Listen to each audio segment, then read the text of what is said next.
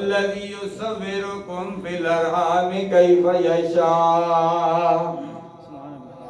اللہ تبارک و تعالیٰ فرماتا ہے وہی رب ہے جو تمہاری تصویریں بناتا ہے، جیسے چاہتا ہے بنا دیتا ہے۔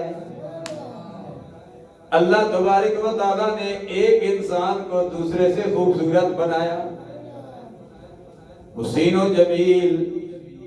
چاہے انسان کسی رنگ کا ہو، کالے رنگ کا ہو، گندمی رنگ کا ہو، سفید رنگ کا ہو، انسان انسان ہے پھر بھی خوبصورت۔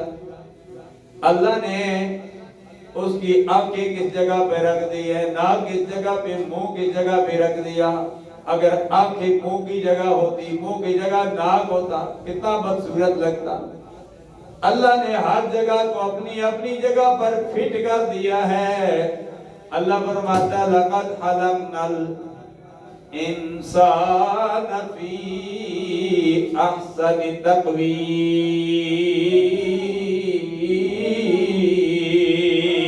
سبحان اللہ۔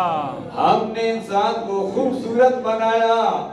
اللہ تبارک و تعالیٰ نے خوبصورتی سے پہلے فرمایا ہے، ہم نے انسان کے خوبصورتی کا ذکر کرنے سے پہلے اللہ تبارک و تعالیٰ نے 4 قسمیں اٹھائی ہیں، کیونکہ وضو کے فرائض بھی 4 ہیں۔ مرکز اسلام جامع مسجد خوشبوئی مدینہ سمیت ہر مسجد کی سمتیں بھی 4 ہیں، موسم بھی 4 ہیں، مشرق مغرب شمال جنوب سمتیں بھی 4 ہیں۔